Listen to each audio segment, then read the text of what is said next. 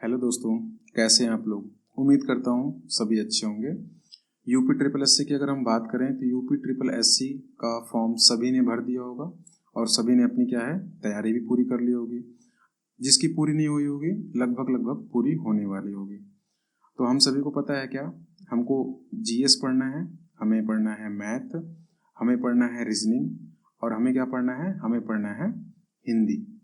ये 4 टॉपिक हैं जो कि पीईटी में कवर होते हैं, है ना।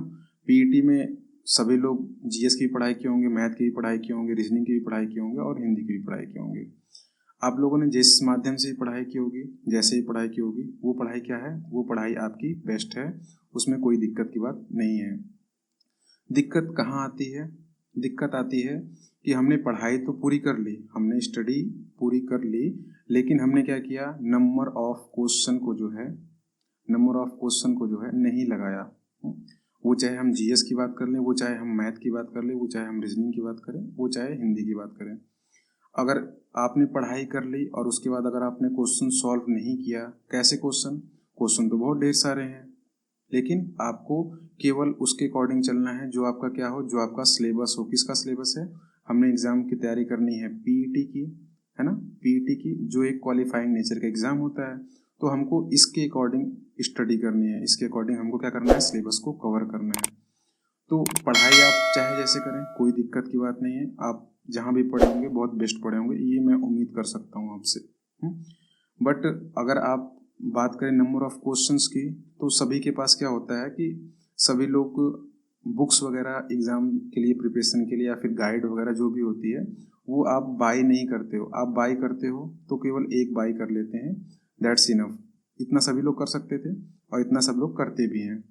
बट यहाँ पे क्या है कि यहाँ पे मैं आपको जितने भी नंबर ऑफ क्वेश्चंस बनते हैं वो किसी भी टाइप के बुक के हों या फिर किसी भी टाइप के ऐसे क्वेश्चन हों जो उससे रिलेटेड हों, वो सारे क्वेश्चन मैं आपके सामने लेके आऊँगा। किसके? बस अभी हम बात करेंगे मैथ और रीजनिंग सब्जेक्ट की, है ना। मैथ और रीजनिंग सब्जेक्ट आपका जो है, आपका मैथ कितना 5 नंबर का मैथ आता है और इसमें ग्राफ वगैरह मिला के वो कितने नंबर का आता है, वो 15 नंबर का आता है। 5 और 15 नंबर आपका यहाँ से मैथ से उठ जाता है। और ये नंबर काफ़ी होता है आपको क्वालिफाई कराने के लिए। हाँ, जीएस सभी लोग एवरेज करते हैं। मैथ ऐसा एक सब टॉपिक है जिसमें बच्चे full out of full number ले आते हैं। 30 में से 30 आप पूरे मैथ में बच्चे लाने वाले हैं। तो आपको भी ऐसी प्रैक्टिस करनी है जिससे आप 30 में से 30 तो नहीं ला पा रहे हैं, कोई दिक्कत की बात नहीं है, बट आप 25 नंबर से भी कम न होने पाए। क्योंकि आप अगर इससे कम जाते हैं तो आप क्या होगा, कंपटीशन से पीछे जा पाएंगे। पीछे जाने का सेंस ये है कि आप मैथ में भी एवरेज क्वेश्चन किए, रीजनिंग में भी एवरेज किया और हिंदी में भी एवरेज और जीएस में भी, तो आप कहीं ना कहीं कट ऑफ के 1-2 नंबर नीचे ही रह जाएंगे, है ना। कट ऑफ के 1-2 नंबर नीचे हमें नहीं रुकना है, हमें क्या करना है, हमें कट ऑफ पूरा पार करना है। और वो कैसे पॉसिबल है? वो पॉसिबल है हमें नंबर ऑफ क्वेश्चन जितना ज़्यादा हम सॉल्व करते हैं उतना ज़्यादा हमें क्या होगा, हमें कॉन्फिडेंस बिल्डअप होगा। और जब कॉन्फिडेंस हमारे अंदर आता है तो एग्ज़ाम हॉल में अगर हम बैठते हैं, एग्ज़ाम हॉल में अगर हम बैठेंगे तो वहाँ पे हम वो क्वेश्चन देख के घबराएंगे नहीं जो हमने यहाँ पे सॉल्व कर लिया है। और यहाँ पे हम ऐसे ही क्वेश्चन को सॉल्व करेंगे जो कि एग्ज़ाम पॉइंट ऑफ व्यू से ज़्यादा इम्पॉर्टेंट होगा या फिर वैसे क्वेश्चन आने की उम्मीद होगी। ठीक है, तो ये रही बात हमारी क्या, हम कैसे पढ़ेंगे या फिर कैसे अपनी स्ट्रेटजी बनाएंगे और कैसे हमें करना है। तो हम अभी बात करेंगे मैथ की, उसके बाद हम बात करेंगे रीजनिंग की। तो सिलेबस जहाँ तक है सभी लोग को पता होगा। सिलेबस हमारा मैथ में क्या है, सिलेबस हमारा मैथ में है प्रारंभिक अंक गणित। प्रारंभिक अंक गणित, अब प्रारंभिक अंक गणित तो सभी एग्जाम में आती है, तो इसके लिए हमें क्या करना पड़ेगा, हमें तो आर.एस. अग्रवाल पढ़ना पड़ेगा? नहीं, ऐसी बात नहीं है। एसडी की भी बुक नहीं पढ़ने की जरूरत है, एसडी शर्मा की बुक है, उनकी भी बुक्स पढ़ने की जरूरत नहीं है। राकेश यादव सर की बुक है, उनकी भी पढ़ने की आपको कोई रिक्वायरमेंट नहीं है। हमारे पास क्या है, टॉपिक है, नॉर्मल से टॉपिक हैं, पूर्ण संख्याएं हैं, भिन्न तथा दशमलव हैं, प्रतिशत हैं, साधारण अंक गणित, समीकरण है, वर्ग है और वर्गमूल है, घात और एक घात है, औसत है, और ये आपका ग्राफ है और ये तालिका है। ये कुछ टॉपिक हैं जो कि लिमिटेड टॉपिक है, इसके लिए आपको इतना ब्रॉड सिलेबस कवर करने की कोई भी ज़रूरत नहीं है। हम क्या करेंगे, हमको फोकस करना है वहाँ पे जो हमारा टारगेट हो। हमारा टारगेट पूर्ण संख्याएं हैं पूर्ण संख्या हमको सभी को पता है कि पूर्ण संख्या में बहुत नॉर्मल से क्वेश्चन बनते हैं, और पूर्ण संख्याएं क्या है, बस 0 से हैं, 1 2 3, ये सब क्या है, हमारी पूर्ण संख्या है। और इन्हीं के बीच में क्वेश्चन हमारे पास पूछेगा कि अगर जो सम संख्याएं होती हैं वो 1 से 9 होती हैं, तो इनका ऐड करने पे इनका जो बीच का मान होता है वैसे क्वेश्चन पूछ सकता है। और बात करें भिन्न दशमलव की, तो हमें भिन्न दशमलव के बारे में भी पता है। क्या होता है भिन्न, जो होता है P/Q के फॉर्म में होता है ना। और दशमलव क्या होता है, जैसे 3.2, ये ऐसे क्वेश्चन है। तो ऐसे क्वेश्चंस को भी हम बहुत आसानी से करेंगे। आपको दशमलव के क्वेश्चन भिन्न में बदलने के लिए कह सकता है, और भिन्न के क्वेश्चन दशमलव में बदलने के लिए कह सकता है। परसेंटेज, कंपटीशन एग्जाम की तैयारी करने वाला सभी बच्चा प्रतिशत से क्या होगा, अच्छे से वाकिफ होगा, है ना, बहुत अच्छे से जानता होगा परसेंटेज क्या होता है और इसकी क्या इंपॉर्टेंस है मैथ में। मैथ की एक तरीके से कह ली जाए तो प्रतिशत जो होती है एक जान होती है। जैसे आपकी शरीर की आपकी आत्मा होती है, वैसे मैथ में प्रतिशत इतना ज़्यादा इंपॉर्टेंट चैप्टर है कि जितने भी टॉपिक हैं लगभग सभी को कवर कर लेता है।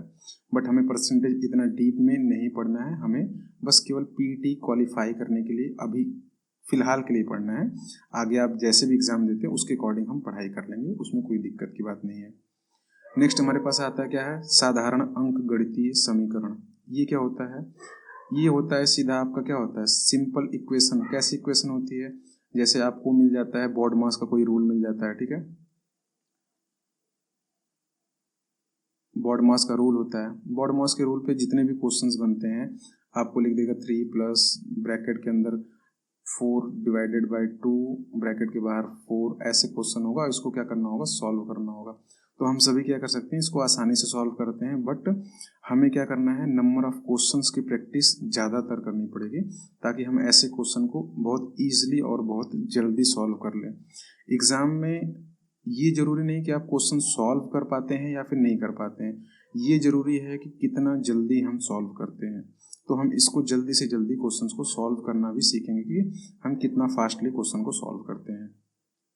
नेक्स्ट आता है हमारे पास वर्ग आता है। वर्ग हमको क्या पता है, वर्ग हमको पता है स्क्वायर होता है ना। और वर्गमूल क्या होता है, वर्गमूल हमारे पास अंडर रूट का फॉर्म होता है। तो ऐसे क्वेश्चंस भी हमारे पास आएंगे, तो ऐसे क्वेश्चन को भी हम देखेंगे और उसको भी सॉल्व कर लेंगे। घातांक और एक घात वाले क्वेश्चन आते हैं। घातांक वाले क्वेश्चन जितने भी होते हैं, जैसे आपका 1/6 1/2 ऐसे क्वेश्चन दे देगा, 1/2 है ये, ऐसे क्वेश्चन आपको मिलता है। तो इनको सॉल्व करने के लिए प्लस में होगा, या फिर ऐसे 2-3 क्वेश्चन दे देगा 3/2, इनको ये इसमें छोटा कौन सा है बड़ा कौन सा है, ऐसे क्वेश्चन पुटअप होते हैं। तो इनको भी हम क्या करेंगे, आसानी से सीख लेंगे। नेक्स्ट आता है औसत। औसत भी हमने बहुत अच्छे से देखा है, औसत को भी हम आसानी से सॉल्व कर लेंगे। अच्छा, इतनी बात तो हो गई हमारी किसकी, इतनी बात हो गई हमारी नॉर्मल टॉपिक की जो प्रारंभिक गणित से बिलोंग करते हैं। हाँ, तो इतनी जब बात हमारी इसकी हो गई तो हमारे पास नेक्स्ट क्वेश्चन क्या आता है। और हाँ, ये टॉपिक हमको उतना ही कवर करना है जो कि हमारे एग्जाम पॉइंट ऑफ व्यू से जरूरी है। क्यों, क्योंकि ये नंबर ज़्यादा नहीं है हमारे पास। कितना नंबर है, ये क्वेश्चन जितने भी हैं ये सारे बस केवल 5 नंबर के आने वाले हैं ना। ये इतना टॉपिक जो है हमारा, ये कितने नंबर का, 5 नंबर का आता है। बट ये दो टॉपिक जो हैं, ये दो टॉपिक मिला के हमारे 20 नंबर कंप्लीट करते हैं। कैसे कंप्लीट करते हैं, हम बात करें ग्राफ की, तो ग्राफ हमारे पास 3 टाइप के होते हैं। कैसे कैसे ग्राफ होते हैं, हमारे पास एक पाई ग्राफ होता है ना। पाई ग्राफ कैसे होता है, या फिर पाई चार्ट कह लीजिए, वो कैसे होता है। पाई चार्ट एक सर्कल दिया होगा हमारे पास, ठीक है, और यहाँ पे ऐसे डिवाइड कर दिया होगा इनको पार्ट में। ये वैल्यू जो है परसेंटेज में भी हो सकती है, ये वैल्यू क्या हो सकती है, डिग्री में भी हमारी हो सकती है। और ऐसे क्वेश्चन पुटअप करके एक क्वेश्चन ऐसा रहेगा, उसमें से कितने क्वेश्चन, 5 क्वेश्चन बनते हैं और सभी क्वेश्चन एक एक नंबर के होते हैं। तो ये टोटल मिला के हमारा 5 नंबर का एक क्वेश्चन बन जाता है, ठीक है। और सेम कंडीशन हमारी किसकी होती है, सेकंड ग्राफ में हमारे पास 3 टाइप के ग्राफ आते हैं। पहला तो पाई हो गया, और दूसरा ग्राफ हमारा आता है बार ग्राफ आता है ना। बार ग्राफ कैसा होता है, बार ग्राफ आपको क्वेश्चन देखा होगा कभी, ऐसे दिखाई दिया होगा, ऐसे क्वेश्चन। ये क्वेश्चन किसके होते हैं, ये क्वेश्चन हमारे बार ग्राफ के होते हैं। इनमें कुछ कंपनीज के नाम दे दिए होते हैं, इनका प्रॉफिट लॉस होता है, और ये भी वैल्यू क्या हो सकती है, परसेंटेज में हो सकती है। हाँ, तो इनको हम क्वेश्चन सॉल्व कैसे करेंगे वो भी चीज़ हम सीखेंगे। नेक्स्ट हमारे पास क्या आता है, नेक्स्ट हमारे पास आता है एक लाइन ग्राफ, है ना। लाइन ग्राफ कैसा होता है, सेम जैसे बार ग्राफ होता है वैसे ही होता है, बट इसमें क्या होता है कि ऐसे ऐसे लाइनें दी होंगी ना, 2-3 लाइनें दी होंगी, और इसमें क्या होगा, कुछ रेशियो दिया होगा कि इतना प्रॉफिट हुआ इतना लॉस हुआ, और इसको भी हमको सॉल्व करना है। और ये क्वेश्चन जो है ये भी कितना है, एक क्वेश्चन रहता है उसमें 5 पॉइंट रहते हैं, पाँचों 5 नंबर के होते हैं, सेम इसमें और सेम इसमें, टोटल आपका 15 नंबर यहाँ से कवर होता है, जो कि सबसे ज़्यादा इम्पॉर्टेंट टॉपिक है, आपको कट ऑफ क्लियर करने में बहुत ज़्यादा हेल्पफुल होता है। और ये सब क्वेश्चन ऐसे क्वेश्चन होते हैं जिनको हम बहुत आसानी से और बहुत जल्दी सॉल्व कर सकते हैं। तो इसमें क्या है कि बस थोड़ा सा प्रैक्टिस करने की ज़रूरत है और हम क्वेश्चन को बहुत आसानी से सॉल्व कर लेंगे। तो बस आपको हमारा साथ देना है, और जैसे जैसे क्वेश्चंस होता है वैसे वैसे हम क्वेश्चन को सॉल्व भी करेंगे। और आपको बस इतना कहना है कि सर ये टॉपिक मेरा क्लियर नहीं है, या फिर इस टॉपिक से मुझको ऐसे क्वेश्चंस करने में दिक्कत आती है, तो मैं नेक्स्ट वीडियो में कोशिश करूँगा कि पहले वो जो आपकी प्रॉब्लम है उसको सॉल्व करूँ, उसके बाद जो है आगे क्वेश्चन की तरफ बढ़ूँ। ठीक है। नेक्स्ट हमारे पास क्या है, तालिका की व्याख्या एवं विश्लेषण। तालिका की व्याख्या एवं विश्लेषण कैसा होता है, तालिका हमारे पास नॉर्मली अगर ऐसे कोई बॉक्स बना दिया जाए, और ये बॉक्स है और इसमें क्या है, कुछ वैल्यू यहाँ दे दीजिए, कुछ वैल्यू यहाँ पे, कुछ वैल्यू यहाँ पे, और यहाँ पे स्पेस हो, यहाँ पे स्पेस हो, ऐसे इनको क्या करना पड़ेगा, फिल करना पड़ेगा, है ना, इनको फिल करना पड़ेगा। तो इनको फिल करने का तरीका क्या होगा, कैसे होगा, आप सभी सीखे होंगे, बहुत अच्छी बात है, जैसे भी सीखें उसमें कोई दिक्कत की बात नहीं है। बट अभी हम क्या करेंगे, अभी हम नंबर ऑफ क्वेश्चंस को ज़्यादा से ज़्यादा लगाएंगे और उसको सॉल्व करेंगे। तो हम क्या हो सकता है कि एग्ज़ाम में जब हॉल में बैठेंगे तो वहाँ पे बहुत ही ईजिली हम क्वेश्चंस को सॉल्व कर लेंगे, कोई भी दिक्कत की बात नहीं होने वाली है ना। तो इतनी बात होगी हमारी क्या, मैथ से रिलेटेड हो गई, जो कि मैथ में हम टॉपिक पढ़ेंगे और उसको कवर करेंगे। जितने ज़्यादा से ज़्यादा नंबर ऑफ क्वेश्चन हो सकता है उतने ज़्यादा से ज़्यादा नंबर ऑफ क्वेश्चन। ठीक है। तो आप क्या करिएगा कि चैनल को सब्सक्राइब कर लीजिएगा, वीडियो अगर आपको पसंद आती है तो आप लाइक करिएगा, और जो भी चीज़ें आपको नहीं समझ में आती है तो आप कमेंट जरूर करिएगा, ताकि मैं नेक्स्ट वीडियो में उस चीज़ को कवर कर सकूँ। और जितना ज़्यादा से ज़्यादा हो सके आप सजेशन देने की कोशिश करिएगा, ताकि मैं उतना अच्छे से कंटेंट आपके पास ला सकूँ, उतने ज़्यादा से ज़्यादा नंबर ऑफ क्वेश्चन आपके पास ला सकूँ, और आसानी से सारे क्वेश्चंस को आप एक बार रिवीजन कर लें बहुत अच्छे से। ठीक है। तो आप नेक्स्ट वीडियो में हम क्या करेंगे, नेक्स्ट वीडियो में हम पूर्ण संख्या के जितने भी क्वेश्चन हो सकते हैं उतने क्वेश्चन सॉल्व करने की कोशिश करेंगे, और डे बाय डे हम ऐसा ही करेंगे।